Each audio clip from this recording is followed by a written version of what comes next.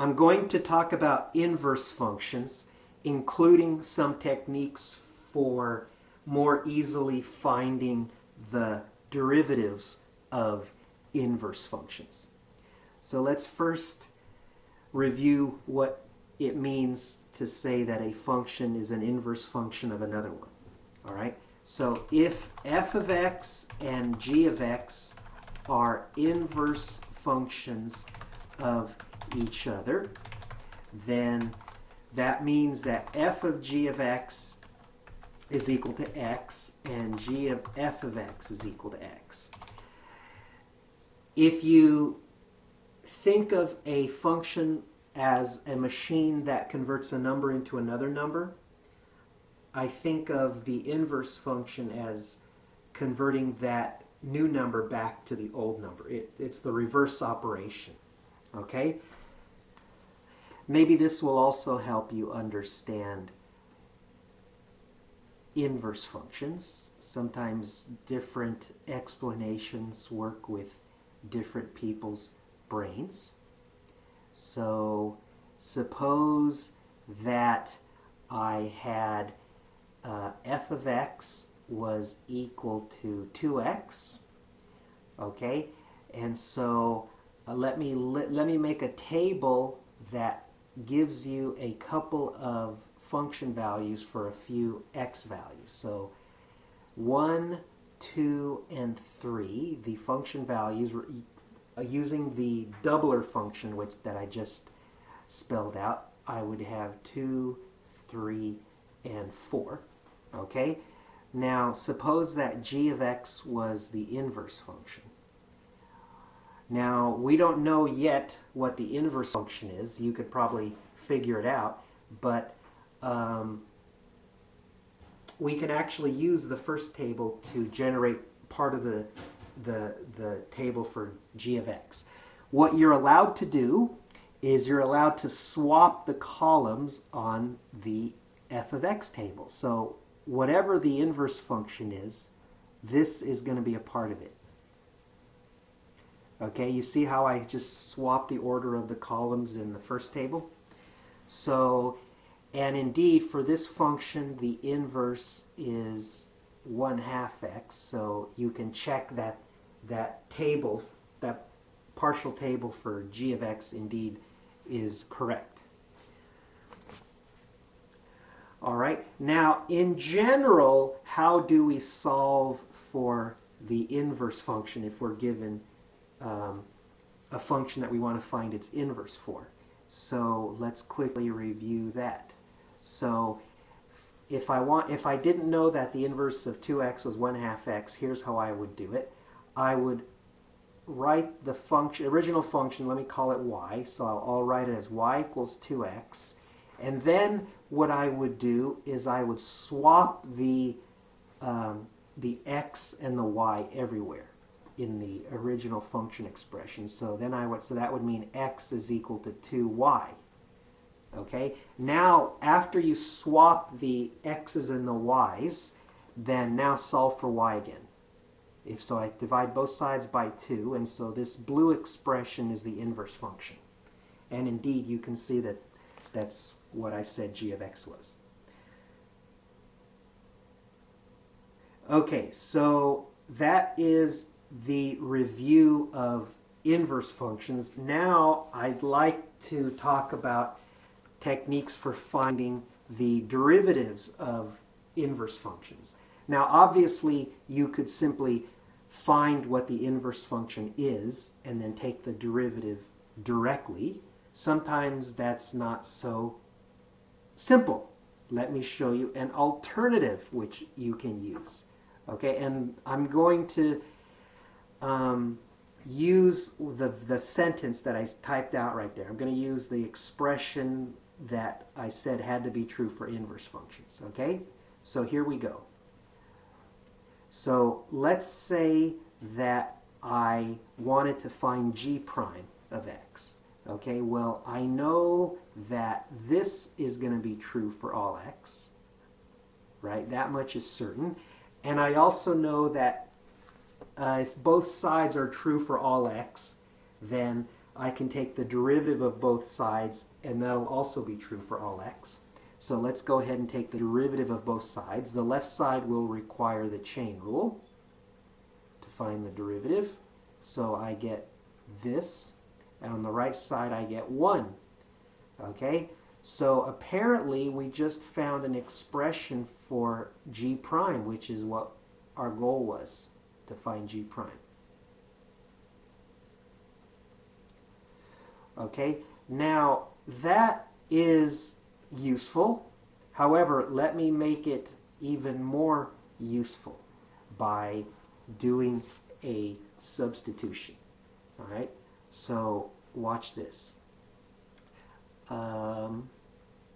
Suppose that and I'm going to put a little tilde symbol over my variable name so that you don't get them mixed up with what you might think of as x and y. So suppose that we let y twiddle equal g of x twiddle. Okay, where g is the inverse. So we remember our review of inverse functions and swapping the columns. So think about why that would mean that f of y twiddle has to be x twiddle, or x tilde, whatever you want to call it. Okay? All right. So, and then using the expression in the blue box, g prime of x tilde is 1 over x prime of y tilde. Okay? Or we can say the following. Okay? Let me type this out. This is extremely important. Okay? This is the whole point of this was to find an alternative, possibly easier way to find the derivative of the inverse function. Okay? So I'm going to spell it out because this is important, and it took me a while to wrap my brain around this at first. Okay? Let's see. Okay. To find g prime of x, find the 1 over f prime of, let's say, u. Okay? So in other words, to find g prime of x, find 1 over the derivative of the original function f. Okay? For some u. Now, the reason I used a different variable was to make it clear that you don't find f prime of x. Okay? Where f of u equals x. Okay, this is extremely important. I can't tell you how much grief this will save you if you burn this into your brain. In fact, it's so important that I'm going to say it again. If you're asked to find the derivative of the inverse function, you simply find 1 over the derivative of the original function. However, you don't find 1 over the derivative of the original function at the same x. Which value do you find the derivative of the original function at? You find it for the specific value such that the function evaluated at that value is equal to the x that you want. Okay? So think about that, and let me do an example to show you how this works. I know sometimes talking in generalities can only help so much, but an example makes things more concrete. So let's go ahead and do that now. So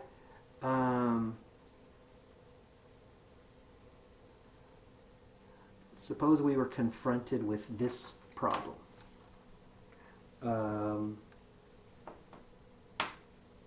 We wanted to find the derivative of the inverse function of f of x, where f of x was equal to x cubed. All right? So g of x, if we call the derivative g of x, then g prime of x is equal to question mark. That's our challenge. All right. Well, I already told you how to calculate the inverse function, so that's going to be method 1. That would be the old way you may have done it. Okay, so let me do it that way. So I expressed the function y in terms of the function f in terms of y. I swap the positions of the x's and the y's. Now I solve for y. Okay, so apparently g of x is equal to x to the 1/3. Well, we know how to find the derivative of x to the 1/3. That's just power rule. 1/3 x to the minus 2/3. All right, what's the big deal? Well, you might have a situation where it's not going to be so easy to solve for y. Okay, so now let me show you how you would use the technique that I just finished talking about. All right, so we want g prime of x. So what I'm going to do is I'm going to find 1 over f prime of u. Okay, well, hold on. F prime of x is equal to 3x squared. So apparently I want 1 over 3u squared.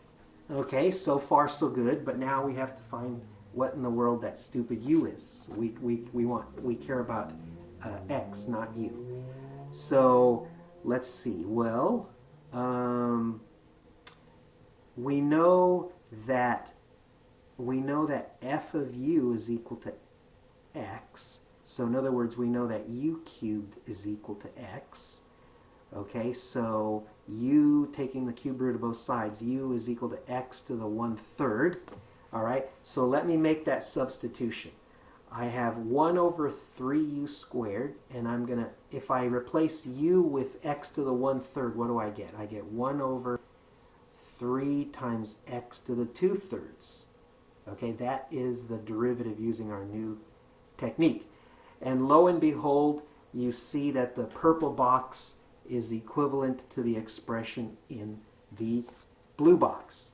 Okay, that's how it's done. Now, let me close this video by doing 3 more examples of this technique for finding the derivatives of inverses. I'm going to apply it now to the arc sine, arc cosine, and arc tangent. Notice I didn't call those the inverse functions. That's because sine, cosine, and tangent are not invertible. Okay? However, let me make the distinction here. Even though a function is not invertible, if you're willing to accept a limited domain, for that limited domain, a function can be invertible. And of course, that's what we do for sine, cosine, and tangent. And that's what we do for lots of other functions that aren't invertible in the strictest sense for all x. So remember that. Okay, so let's see if we can find the derivative of the arc sine of x. Okay, well, we know that that's equal to 1 over sine prime of u for some value u, okay? And we know that sine prime is cosine, so apparently we need to find cosine of u for some u, okay? So let's think about this. Well, sine of u is equal to x, that much is certain, okay? And we also know that sine squared u plus cosine squared u is equal to 1. That's a trig identity. You should know that. So therefore, cosine squared u is equal to 1 minus sine squared u. And cosine of u for the domain, for the limited domain that that's the sine of x is invertible for, we get the positive square root. In general, when you solve a quadratic, cosine squared can equal plus or minus the square root of something. But here, for the limited domain that we're working with, it's going to be the positive solution. Okay, and so let me finally replace sine squared of u with x, because x is equal to the, excuse me, I'm going to replace sine of u with x because x is equal to the sine of u. So this is 1 minus x squared, okay? So putting it all together, the derivative of the arc sine is 1 over the square root of 1 minus x squared. Okay, that's a very nice example of using the technique that I've been going over. Okay? Now, if you like, you can pause the video and try to do something similar for arc cosine. Let's find the arc cosine prime of x. Okay? Go ahead and try that now if you like. So that's equal to 1 over cosine prime of u for some mystery u. But we know that cosine prime is minus sine, so that's minus 1 over the sine of u. All right? And we know that to solve for u, we know that the cosine of u is equal to x. Okay? And using that trig identity that I mentioned previously, we know that sine squared u plus cosine squared u is equal to 1. All right, so solving for cosine of u, and again, for the specific limited domain that the cosine of x is invertible for, we will get the positive square root solution, 1 minus sine squared of u. And, oh, excuse me, I was supposed to solve, in this case, for sine of u. So let me make that adjustment.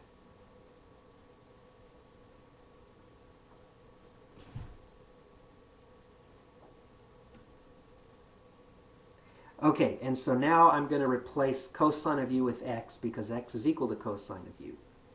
So that gives 1 minus x squared. So putting it all together, the derivative of the arc cosine is minus 1 over the square root of 1 minus x squared. I hope that's what you got if you tried it. Okay, and so in closing, I'd like to invite you to try to find the derivative of the arc tangent. This will be our last example. Okay, pause the video and try to do that one. Okay, here I go. I'm going to do it now. So using our technique, it's 1 over tangent prime, for not for x, but for some weird unknown u value. At least it's unknown at the moment. Okay? Now, the derivative of the tangent is the square of the secant. All right? You can derive what the derivative of the tangent is by using the quotient. I'll put this in the bottom right. Tangent of x is sine x over cosine x. You know how to find the derivative of the sine and the cosine, or at least you should. So you find the derivative of the right side of the bottom equation, bottom right equation, using the quotient rule, and you'll get secant squared. Okay. Furthermore, using that trig identity that I showed you, that the sine squared of something, sine squared of u plus the cosine squared of u is equal to 1. Okay? Divide both sides of that equation by cosine squared. If you do that, you will get tangent squared of u plus 1 equals secant squared of u. So that's a related identity that I'm going to use in this example. Okay, so I've got it to 1 over the secant squared of u. So the tangent of u is equal to x. The tangent squared of u plus 1 is equal to x squared plus 1. But that's also equal to the secant squared of u. So let me substitute x squared plus 1 for the secant squared of u, and putting it all together, we can finally get to our final derivative expression result. So the derivative of the arctangent of x is 1 over x squared plus 1.